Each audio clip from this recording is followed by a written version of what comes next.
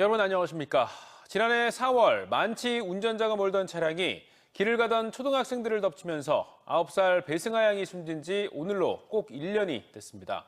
사고 이후 여러 가지 대책들이 나왔지만 어린이 보호구역의 보행 안전은 여전히 취약한 상태입니다. 위험천만한 음주운전이 끊이지 않는 가운데 유족들은 음주운전에 대한 엄벌을 요구하고 있습니다. 조형준 기자입니다. 휘청거리며 계단을 내려오는 66살 A씨. 지인들과 소주와 맥주 13병을 섞어 마신 뒤 운전대를 잡은 A씨는 친구들과 학교 앞을 걷던 9살 배승아 양의 목숨을 빼앗았습니다. 유가족분께 죄송하다는 말씀 거듭 안 치려고 노력하고 있습니다. 사고 이후 어느덧 1년. 남겨진 가족들은 다시 핀 벚꽃을 보며 그리운 막내딸의 모습을 떠올렸습니다. 벚꽃 보거나 아니면 또 지금이 또 개학 시즌인데 또 학생들이 등교하는 모습 보면은 또 승아 생각나고. 사고 직후 여러 대책들이 쏟아졌지만 시간이 지나며 잠잠해졌습니다. 사고가 좀 점점 잊혀지다 보니까 점점 그런 행위가 조금 더 사그러들고 있지 않나라는 좀 생각이 들고. 사고 현장에 안전시설이 없었다는 지적에 중앙분리대 등이 설치됐지만 그뿐. 바로 옆 다른 어린이 보호구역엔 여전히 중앙분리대가 없거나 보수가 필요한 울타리들이 쉽게 눈에 띕니다. 안전 펜스나 중앙 분리대가 더 구축이 되면 아이들 통학에 더 도움이 될 것 같습니다. 위험천만한 음주운전도 여전히 반복되고 있습니다. 지난 1월 대전에서 중앙 분리대를 들이받고 차량 번호판까지 날아간 상태로 역주행을 하던 음주운전자가 붙잡히는가 하면 지난달 천안에서는 신호를 위반해 과속하던 음주 차량에 고등학생이 목숨을 잃었습니다. 1심에서 징역 12년형을 선고받은 A씨에 대한 항소심 선고가 오는 16일 열릴 예정인 가운데 유족들은 음주운전에 대한 엄벌을 호소합니다. 음주운전 행위 자체는 저는 고의라고 생각하고 고의범 그리고 거의 살인죄에 준하는 범죄 행위다. 고 배승아 양이 하늘나라로 떠난 지 1년이 지났지만 바뀌지 않는 현실 속에 유족들의 아픔은 오늘도 계속되고 있습니다. TJB 조형준입니다. 전공의들의 병원 이탈 50일이 지난 가운데 충남대병원 교수들이 경무에 시달리고 있는 것으로 조사됐습니다. 충남대 의대 교수 336명 가운데 253명이 참여한 비대위 설문조사에서 86.9%가 주 52시간 이상 근무하고 있고 4명 중 1명꼴인 26.1%는 주 80시간 이상 일하고 있다고 답했습니다. 비대위 내부에서 정기적인 휴진과 관련한 논의가 이어지는 가운데 대전 지역 종합병원장들은 오늘 충남대병원에서 전공의 공백에 따른 병원 운영과 협력 방안 등을 모색했습니다. 대전 충남 지역 의과대학들이 학생들의 유급 사태를 막기 위해 수업 재개 여부를 놓고 고심하고 있습니다. 재학생 340명가량이 모두 휴학계를 낸 건양대는 일단 수업 시작일을 오는 15일로 잡고 상황을 지켜보는 입장이며 을지대도 15일 또는 22일로 수업 시작일을 정했습니다. 지난달 24일부터 수업을 재개한 충남대는 예과 1학년을 제외한 565명 가운데 약 95%인 535명이 휴학계를 내고 수업에 참여하지 않고 있는 것으로 알려졌습니다. 순천향대와 단국대 등 충남권 의대들은 아직 수업 일정을 구체화하지 않은 가운데 이달 말을 넘길 경우 다음 학기 학사 일정에 차질이 불가피해 상황을 예의주시하고 있습니다. 세종시 상권이 불황이라는 소식 몇 차례 전해드렸는데 이번에는 세종의 첫 특급 호텔이 강제 매각 절차에 들어갔습니다. 지난해는 최대 규모의 상가 건물이 공매에 넘겨졌는데 세종시 상권 붕괴에 대한 불안감이 커지고 있습니다. 강진원 기자의 보도입니다. 세종시 중심 행정타운의 특급 호텔. 지상 8층에 450여 호실을 갖추고 지난 2021년 3월 문을 열었지만 경기 불황의 늪을 피하지 못했습니다. 지난달 금융권 대출을 갚지 못하자 신탁회사가 강제 매각 절차의 하나인 공매에 나선 겁니다.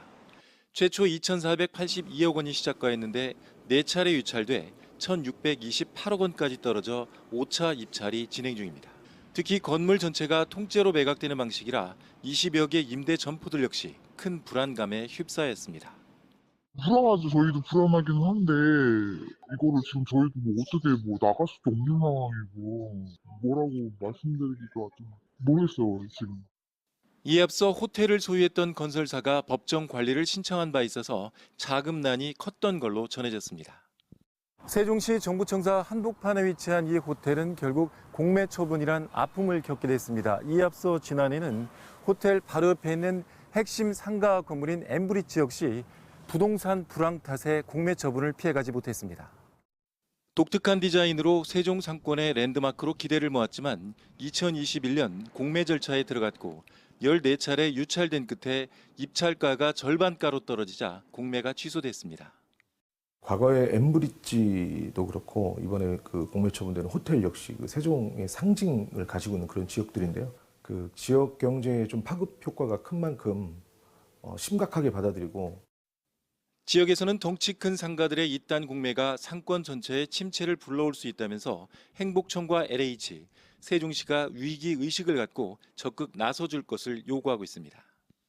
행복청에서 시랑 같이 이제 대책을 19년부터 마련을 하긴 했는데 사실상 좀 유명무실하고 별로 실효성이 없는 대책인 것 같아서 좀 아쉽고. 세종시 노른자 상권의 대형 건물들이 잇따라 강제 매각 위기에 놓이면서 이제 더 이상은 안 된다는 우려의 목소리가 커지고 있습니다. TJB 강진원입니다. 22대 총선까지 이제 이틀 앞으로 다가왔습니다. 각 당 후보들은 선관위 후보자 토론회를 통해 여러 가지 말들을 쏟아내며 치열한 설전을 벌였는데요. 후보들이 쏟아낸 말들을 프로그래밍 언어로 분석해보니 여당 후보들은 세종을, 야권 후보들은 윤석열 대통령을 가장 많이 사용한 것으로 나타났습니다. 김세범 기자가 전해드립니다. 총선을 2주 앞두고 국민의힘 한동훈 비대위원장이 충청 표심을 잡기 위해 꺼내든 국회 세종 완전 이전 카드. 지난달 29일부터 4월 4일까지 진행된 선관위 주간 토론에서 국민의힘 후보들이 가장 많이 사용한 단어도 세종이었습니다. TJB가 프로그래밍 언어를 사용해 분석한 결과 170여 차례 언급됐습니다.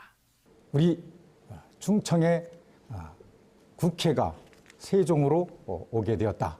국회를 세종으로 완전 이전하겠다. 그것이 지역 균형 발전. 여당 프리미엄을 내세우기 위해 추진이란 단어를 두 번째로 많이 썼고 지역 발전에 이어 엄중한 경제 상황을 의식한 경제와 일자리도 많이 언급했습니다. 반면 더불어민주당 후보들이 토론회에서 가장 많이 사용한 단어는 윤석열 대통령이었습니다. 토론회에서 200여 차례 넘게 언급했는데 경제 불안과 국정 실패에 대한 대통령 책임론을 강조하기 위한 공세로 분석됩니다. 대파한당 가격, 대통령의 인식 말씀드리기도 창피합니다. 국민이 대통령과 정부를 걱정해야 하는 나라, 이대로 괜찮겠습니까? 이어 지역구 표심을 의식해 지역 발전을 두 번째로 많이 썼고 민생 해결사임을 강조하기 위해 일자리를 또 주요 기관 유치를 상징하는 이전과 경제라는 단어가 뒤를 이었습니다. 지역구 특성에 따라 단어 선택과 사용 빈도가 눈에 띄는 곳도 있었습니다. 공주부여 청양 토론회의 경우 민주당 박수현 후보가 대통령을 10번 언급하며 정권 심판을 강조했는데 국민의힘 정진석 후보는 박 후보보다 많은 17번을 언급하며 대통령 최측근임을 강조했습니다. 격전지로 떠오른 통성 예산 토론회에서는 민주당 양승조 후보가 충남을 21번, 내포를 18번 언급하며 전임 충남도지사로서 강점을 내세운 반면 강승규 후보는 어르신과 의료를 각각 23번과 21번 사용해 고령 인구층을 겨냥했습니다. 선관위 토론에 나선 여야 후보들이 표심을 파고들기에 강조한 단어들이 어떤 결과로 돌아올지 유권자들의 선택이 이제 이틀 앞으로 다가왔습니다. TJB 김세범입니다.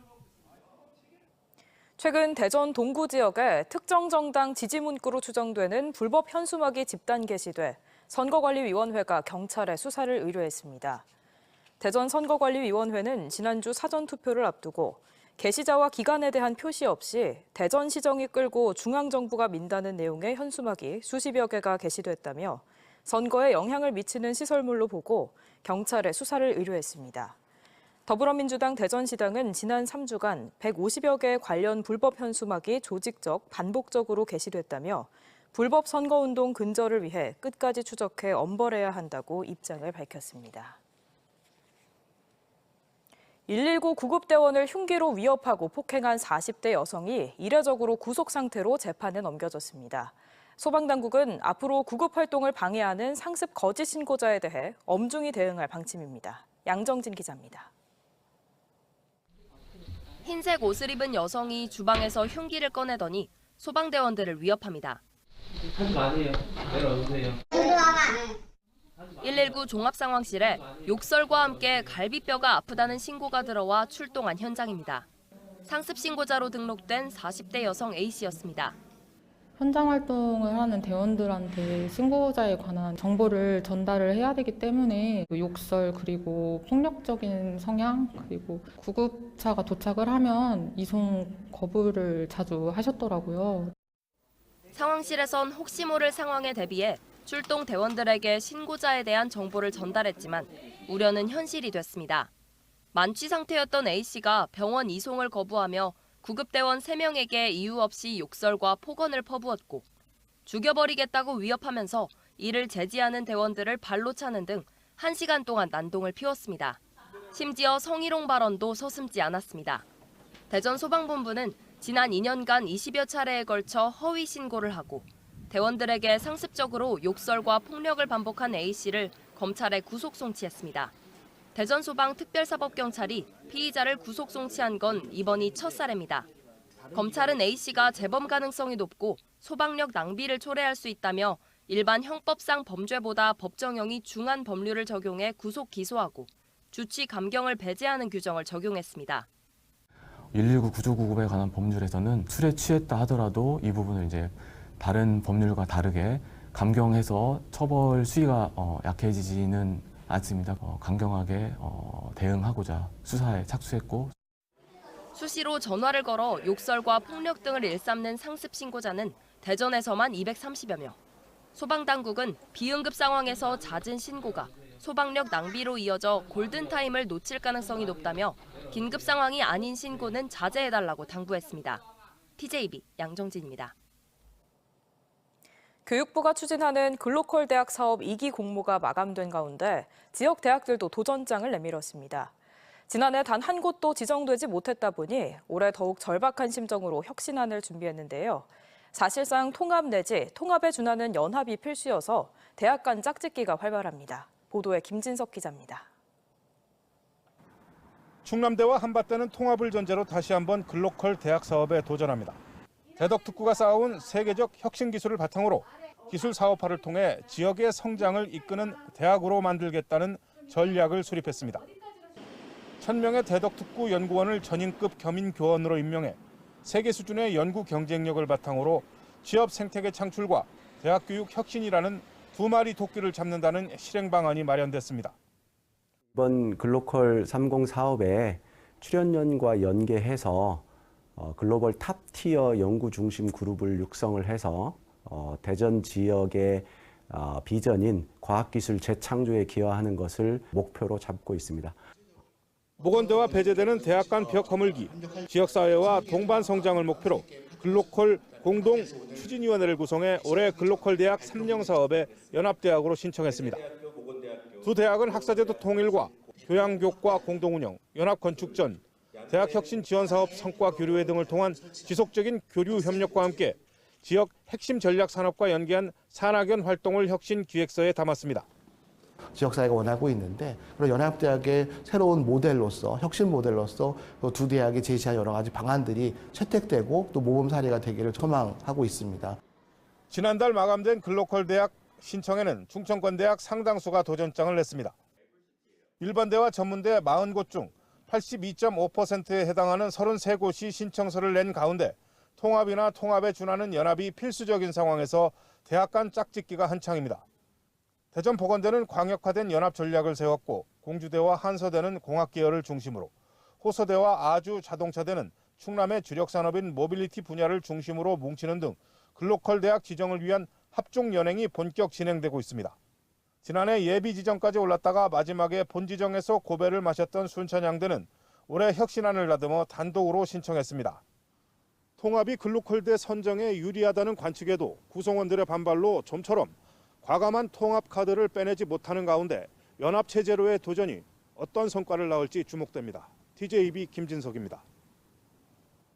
오늘 오전 8시 56분쯤 대전 당진고속도로 당진 방향 예산휴게소 인근에서 24톤 화물차가 중심을 잃고 쓰러졌습니다. 사고 당시 적재함이 반대편 차선으로 넘어가 19톤 상당의 폐유리가 쏟아졌으며 화물차 운전자 55살 A씨가 허리 등을 다쳐 인근 병원으로 옮겨졌습니다. 경찰은 주행 중 압박휘가 터져 사고가 났다는 운전자의 진술을 토대로 정확한 사고 원인을 조사하고 있습니다.